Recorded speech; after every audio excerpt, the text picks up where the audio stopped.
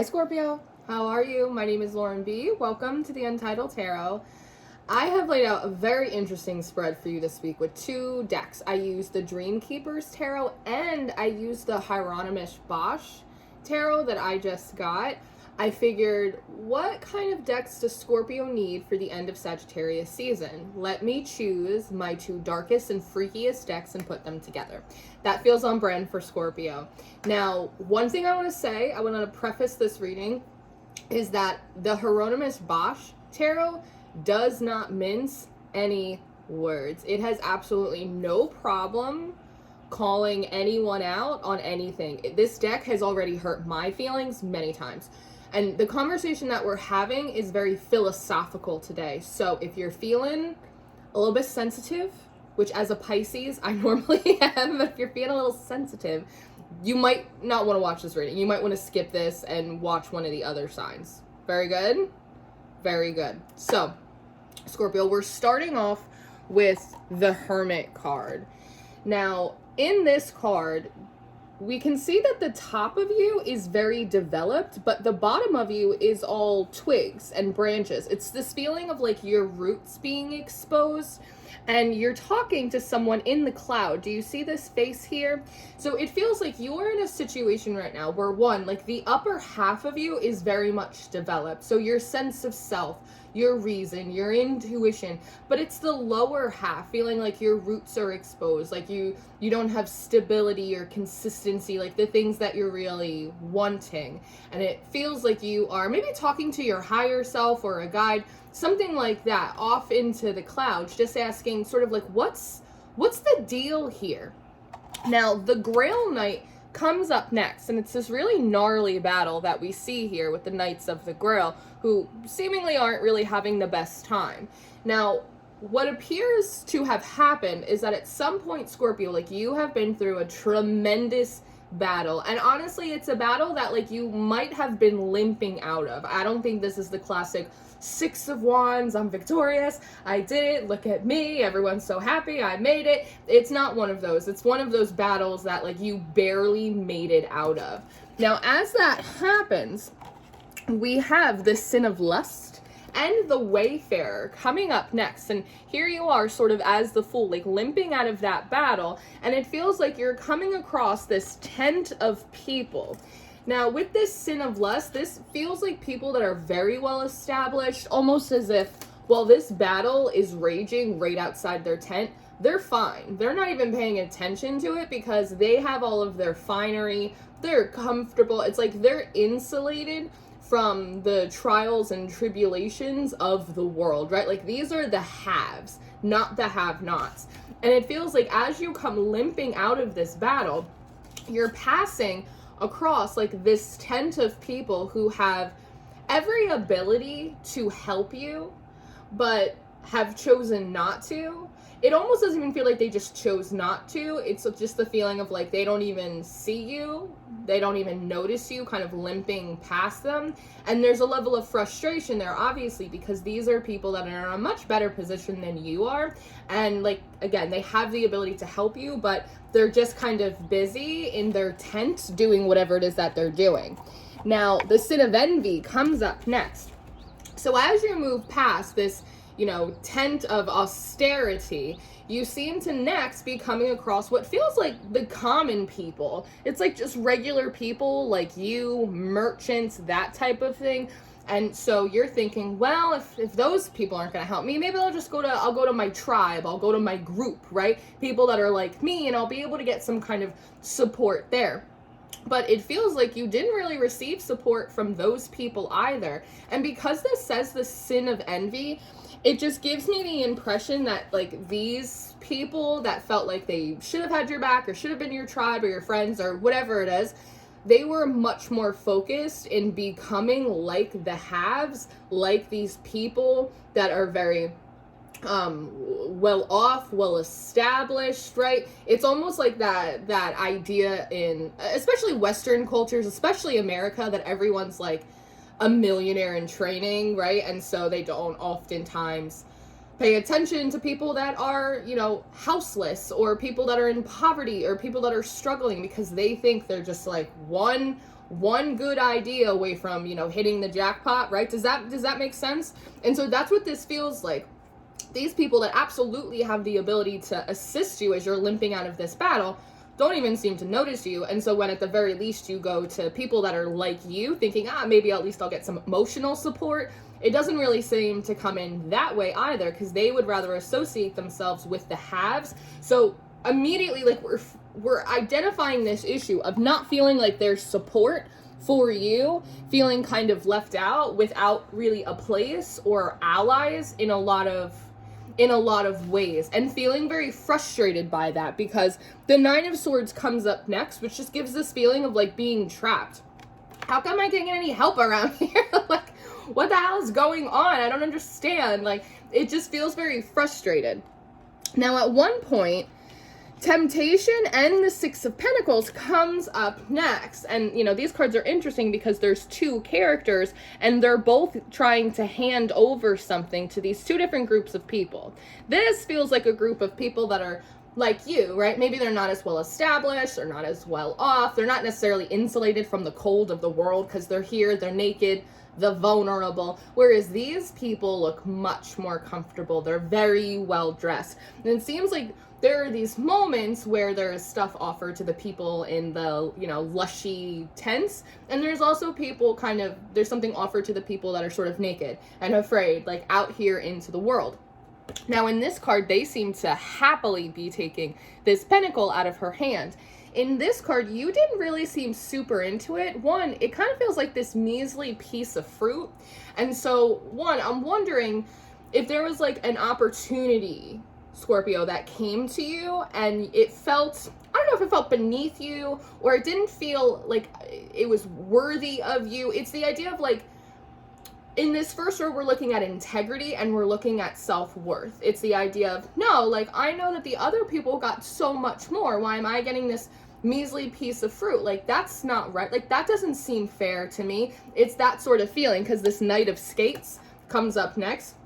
And by the way, if you are in any way like a tarot purist, you are not going to like that Rona Bosch deck, because the majors are renamed. There's 8 suits instead of 4. There's a lot going on in this deck. So if you're a tarot purist, you might not like this deck. But if you're like a divination gremlin like I am, you're gonna love it.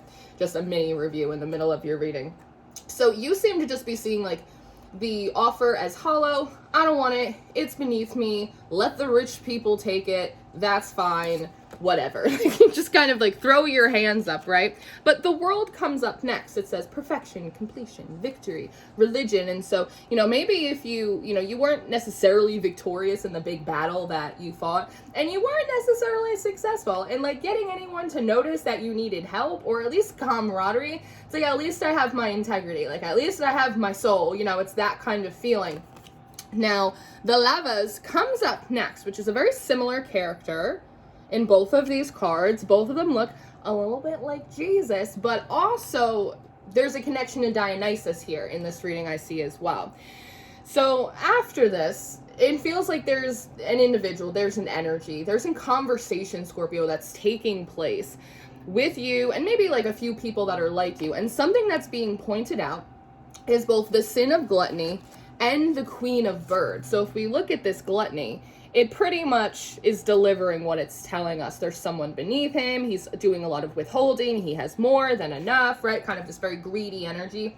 But then the Queen of Birds comes out, and this card says a dull outlook, austerity, piety, knowledge. And what's trying to be expressed or shown to you, Scorpio, it's about extremes, that there are some people that have way more than they need, and they absolutely can be of assistance, and maybe they're greedy or they're selfish and they withhold it. But on the other side of the pendulum, there are also people that maybe they're not selfish, but they're self-righteous, right? They're uber spiritual, or they're kind of an energetic elitist in a way, right? It's like, I reject the things of the material world because, you know, spirit fills my cup. And it's trying to exemplify for you that these two energies are the exact same thing.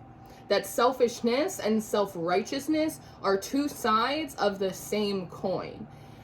Now, the King of Berries and the Princess of Berries comes up next, and seemingly you're being reminded, Scorpio, that there is like a subset of people that exist in the middle, and there's actually kind of a blackout character here, and there's almost feeling a little bit like an invitation, Scorpio, if you so choose.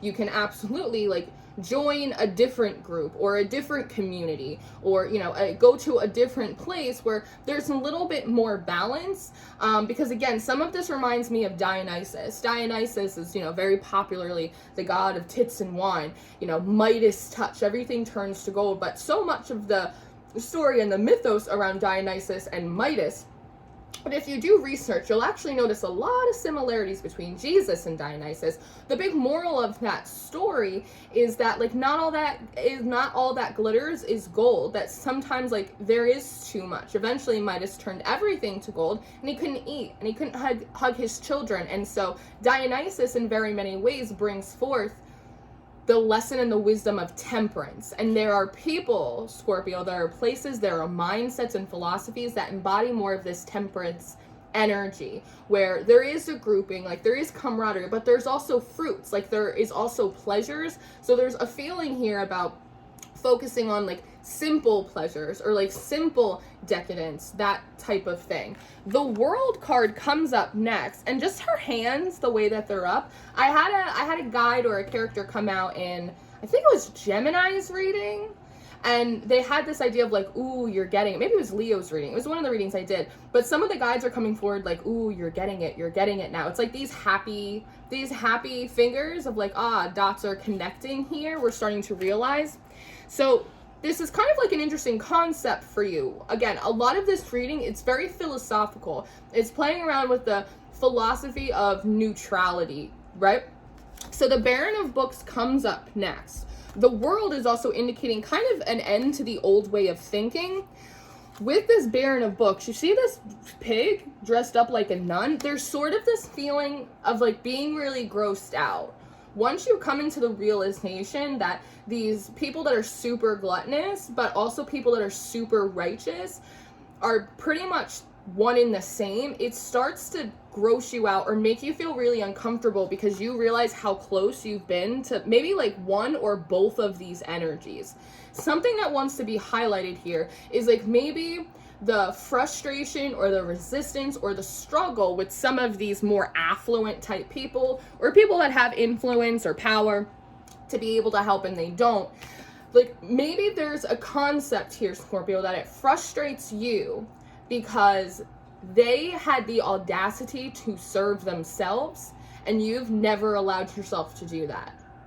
I have the impression that like you might fall a little bit more on the pious side than the gluttonous side, but these people, however it is that they're acting in, unflattering ways, they at least allow themselves to serve themselves. They have the audacity to do so, and maybe you've never allowed yourself to do that, to be a little bit self-serving, right? Does that make sense? And so it's kind of grossing you out a little bit, just noticing how both of these extremes are very much the same, and realizing how close you've gotten to it, and how even being super spiritual or super evolved or developed or any of that, even there's some pieces of it that also feel a little bit gross to you, because is that self-righteousness not self-serving in a way? Does that make sense? Because again, well, things aren't going well for me, but I have the love of spirit, and at least I don't do that. It's sort of like this moral superiority, right? And how, again, they're two sides of the same coin, and realizing that maybe there have been several times that you have been on either of these extremes without realizing it, and feeling in some way like a little bit more, again, like morally righteous because you were able to turn down things or not be self-serving or not be greedy or withholding from others, even if at some level you actually would have liked to be. Maybe not in excess, but there are times that you actually would have preferred to be a little bit more self-serving, but not morally feeling as though you were able to do it, right? So Justice comes up next, and this Justice card is interesting because she has no face, and that brings up this interesting, philosophy of justice has no face, and that when we put these two different ways of being, of thinking on a scale, they basically come up even. And so Justice doesn't need to show her face in these situations because it pretty much balances itself out. Now, the Prince of Skates comes up next. And again, it brings forward this idea of like, if you really look at it, Scorpio, if you really dig into the energy, you'll realize that like everyone's on thin ice. It comes out underneath this gluttony card, which is interesting, right? It's like being too heavy for the ice. At the end of the day, everyone's kind of on thin ice because as human beings, we are all prone to excess. And excess doesn't just have to mean one thing or the other. It could be spiritual excess, it could be righteous excess, it could be material excess, it could be, you know, it could be excess in any form, that as human beings, we are all prone to taking it a little bit too far, to holding on a little too tight, to being a little bit too critical, right? Does that make sense? And that's an uncomfortable place to be, right? This card says indecision, too many options, trying to balance pleasure, right? It's like, it's a difficult idea to play around with in your head, even for me. So seemingly you're asking for some kind of advice from the Queen of Books, who's coming up next, right? So this is someone that is sort of dressed a little bit like a nun, but it also looks like she's off shift, right? It's like she got this book on her head, so it's like there's intelligence, like there's reason, there is spirituality. It's like someone that kind of hits like all of the bases. She has a fantastic sense of humor though today. I have to tell you, she's a little bit sassy and I'm kind of adoring her for it. This feels like maybe this is an aspect of your higher self or one of your guides. And you seem to be going for advice because the idea is like, what do I do with this idea now? Now that this philosophy has touched me, now that I've seen it, I kind of can't unsee it. And now I didn't know where I fit in before, but now I really don't know. It's that kind of feeling, right? So the first thing that she has to say has to do with this Page of Coins, which is a really remarkable image. She has this, it's so hard. God damn it, Hieronymus. So part of the advice that she seems to want to bring forward is, Scorpio, listen, at the end of the day, everyone thinks that they shit gold. The rich, the poor, the righteous, the mighty, the creative, everyone thinks that they shit gold. Everyone thinks that they have the best idea. Everyone thinks that they should have this and they shouldn't have to deal with that. And like, everyone's got an opinion, right? And everyone thinks that their opinion is like the right one. But at the end of the day, with the Six of Cups and the Ace of Books, what is actually much more beneficial than playing this game of justice in your mind or trying to figure out like who's more right or who's more wrong or any of this stuff, what people are supposed to be doing, expectations of others, of yourself, what's way more important to be focusing on is one, like true friendship, true companionship, not one out of necessity, not one out of convenience, but just because like there's a true bond there. What should be focused on are things like art and music and poetry and challenging the philosophies and the ideas that come into your mind, and education and all of these things which are riches, both to the body but also to the soul, but they're riches that don't weigh you down.